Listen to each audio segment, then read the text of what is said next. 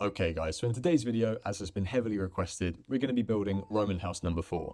Now I've tried to mix it up a bit and make something that's a little bit different to our previous Roman tutorials, but it still aims to be grounded in history and to fit in with your other little builds that we've done before.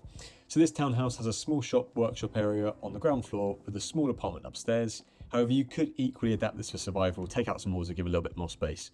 This is the sort of house that is ideal for your Roman towns and cities. So without further ado, let's get on with the build. So this is going to be a slightly smaller building today. So we've got a 7 by 10 area. And as always, all the materials are going to be in the description of the video.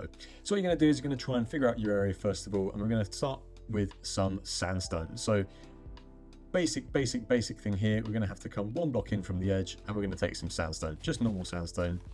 And you're going to make a big rectangle like so.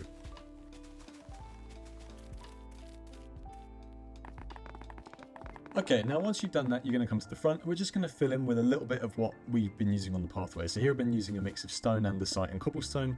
But if you've done like a sandstone path, make it in sandstone in the front there. We're just basically filling out and just basically stretching the path outwards into the building itself.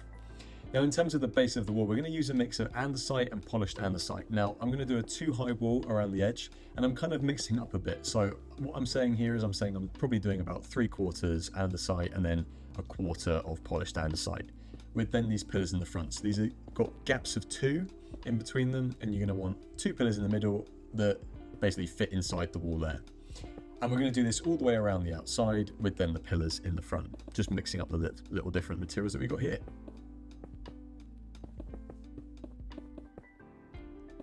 Okay, now once you've finished off that wall, we're just going to try and fix a little bit of this and just see if your patterns are looking nice and if you've got the right mix of things, but that is the basic shape on the outside. Now what we're going to do is we're going to start basically building the internal wall that's going to bound the staircase. So we're going to do the same, mixing just the polished andesite and the normal andesite. Maybe it's about half and half, maybe it's about 2/3 to 1/3. Really do what you think looks right in that case. Now we're going to go on top of this wall and we're going to take some stripped mangrove wood, or you can take stripped mangrove logs. Now do whatever works in survival or creative, whatever you've got available to you. But what I'm going to try and do is I'm going to try and mix up the texture here. So rather than just placing them vertically, I'm going to try and place them vertically and horizontally to get this like nice textured pattern. We're going to place them 2 high, leaving a small gap there for the doorway.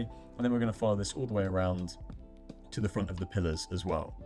Now we're going to cap this on top on another layer, but the idea is we're going to mix this up a little bit and then we're going to put some red terracotta in between a few of these little blocks here or there.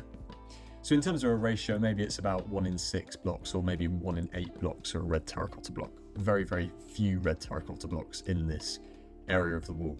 The idea is we want to kind of have this red plaster-like material that you can see from the outside. So I'm just knocking out a couple blocks here just to add a little bit more texture. But equally, you can leave it just purely the stripped mangrove logs or wood blocks.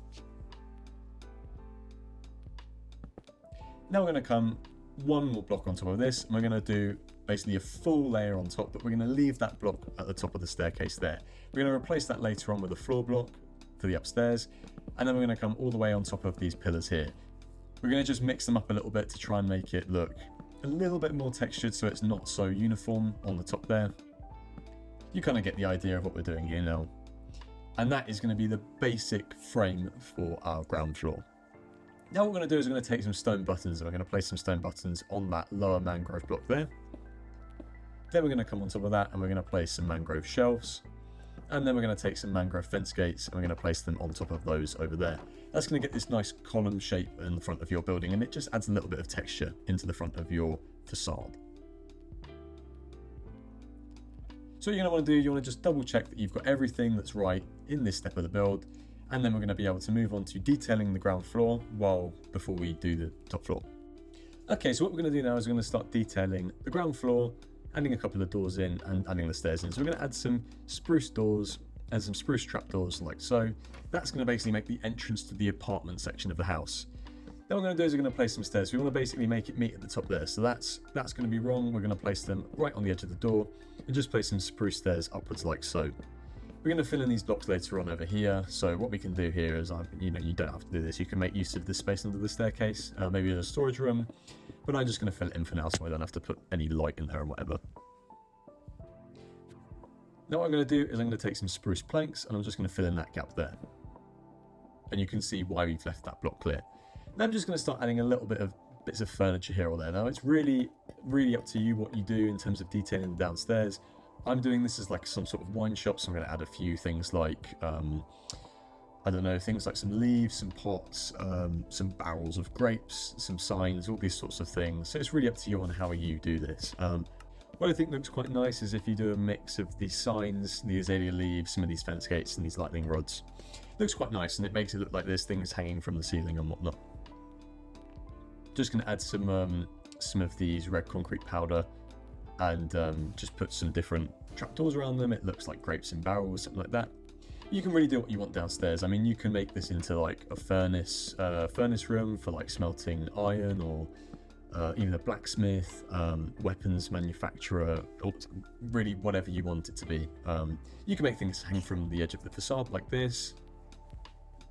But yeah, that's kind of the idea.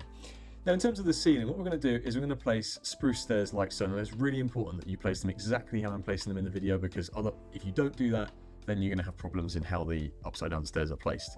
So what you're going to do, as I've shown there, you're going to place 2 on the back there, 1 like this. Then you're going to flip it, you're going to do the same on the other side on that block, and then you're going to have to place them upside down like that. And you're going to repeat this pattern all the way along the ceiling, and it makes it look like there's this really nice joist pattern in the ceiling of your underground ground floor shop area.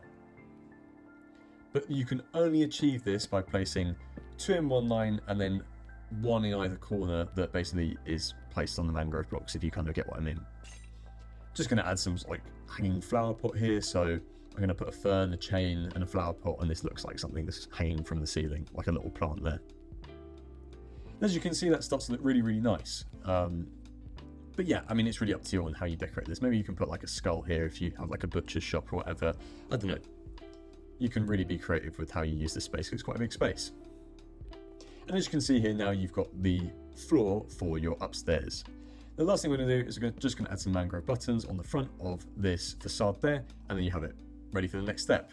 So the first thing we're going to do is we're going to take some of these andesite blocks, just the normal andesite, and we're going to place them in a ring on top of all of these blocks here, just leaving a gap there for the door on top of that full spruce block there, like so. Then what we're going to do is we're going to take some of the smooth quartz and we're going to place them too high, but we're going to leave some gaps for windows in the front here. So I'm going to show you this. We're going to leave a gap right there. Then we're going to leave a 2-block gap there, and then we're going to basically fill in everything else. We've got 1 window on the side which we're going to knock out, but that's basically the facade shape that we're going to leave there.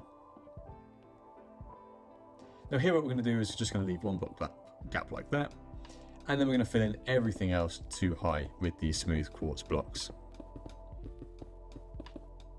Now what you could do if you don't want to use smooth quartz, you could use diorite, or you could use calcite. It will equally work in this build, just something that's like a pale white colour. So if smooth quartz is a bit too expensive for you in survival, you can probably use calcite, diorite, or even bone blocks, things like that. Now what we're going to do is we're going to take some smooth sandstone and we're going to place it like so. So we're going to leave a couple of little gaps in the side of this for some smooth sandstone stairs. This just gives a little bit of extra texture into that roof line. And then we're going to fill in everything else with some smooth sandstone blocks all the way around the top. We're going to leave that one in the middle there. And we're going to place some spruce planks, full blocks in the middle right there, as you can see. And just one up at the top there as well. Now we're going to add some mangrove trapdoors on the insides of our windows. It's going to look like these little window pane elements, these like shutters on the windows, and we're going to add one on the top over there. Just adds a little bit of extra colour to your build. Now what we're going to do is we're going to take some mangrove signs, and it's really annoying in the current update. They've changed it so you can't like do the control click without putting something in it. You can't basically place loads and loads of empty signs really quickly. Someone in the comments, if you know like a better way to do this now without control clicking it, then please let me know, because it is driving me mad. It has now been changed. So basically once you've done this, you're just going to basically fill this all the way around the edge. Then once you've done this, we're going to start with the next step for this. So what we're going to do, take some of the spruce stairs, and we're going to do this sort of pattern as such, like we did on the downstairs. We're going to do the exact same thing with some spruce stairs. We're just going to make this same ceiling pattern that goes all the way across, like so. Just going to make this nice little pattern on the ceiling like we got downstairs. So again, you're placing 2 blocks in a line together, and then you're going to place one in the corner, like so. So one in the corner like that, one in the corner like that, and then 2 straight ones, like so. 2 straight ones, one in the corner, one in the other corner, and then like that. If you don't place it like this, it's not going to work. You could equally just put a bunch of slabs and full blocks, or you could make them vertical running across. Really up to you what you want to do with this. But I think the actual ceiling detail really adds to this build and the actual idea of these joists in the ceiling. Now what you could do in this corridor, you could actually knock out a window out the front over there. So that's what I'm going to do here. For the sake of this video, I'm going to knock a window out there. You could just leave it flat.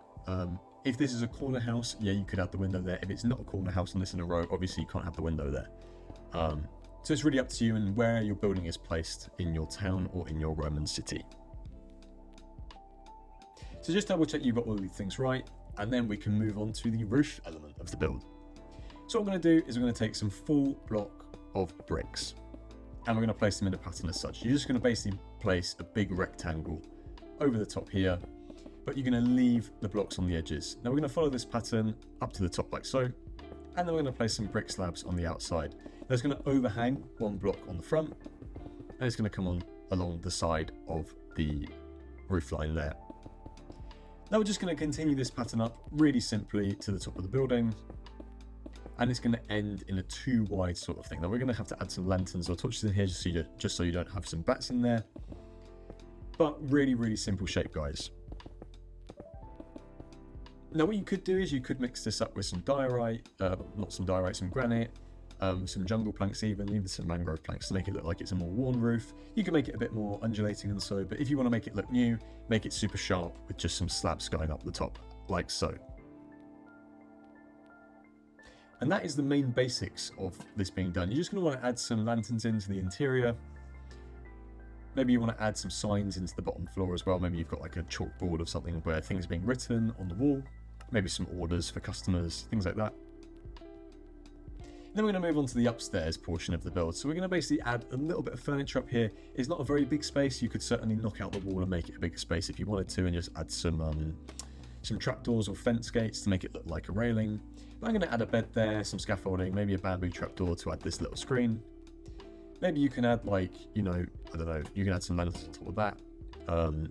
You might want to add some banners in here. You might want to add some pots. Here I'm just going to add some pots and a little bit of like a mangrove seat that's going to be there.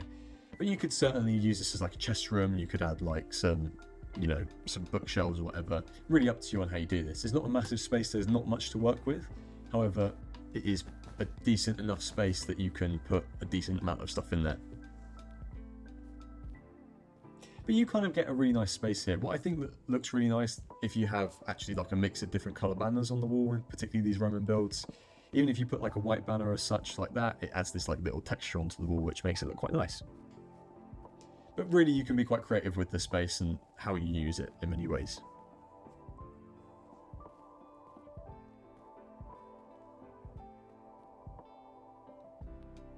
And there we basically have it. I mean, that's your build there, guys. So just double check that you've done everything right. You can even change some of the colors in the front here, some of the materials. But there you basically have it. That's the build. And what you can do, I'm just going to show you here. I've just moved it along a bit for the sake of the video. You can put it alongside maybe the taverna building that we put in one of the earlier videos.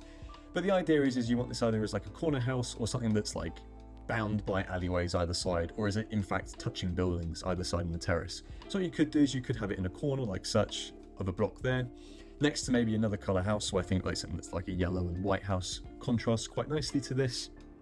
Even just like a black and white house like we have over here. As you can see, you can kind of fit these in rows together to then make your Roman town or Roman city look much more real and much more alive. But guys, I really hope you've enjoyed this video. I really hope that you've enjoyed the build as well, and it's been quite easy for you to do. Let me know what you think in the comments. Make sure to like and subscribe for more Roman tutorials. I am working on some more of them. Don't worry guys, I'm not giving up on Roman tutorials. So yeah, keep requesting stuff. Really enjoy your suggestions. And until the next time guys, thank you and goodbye.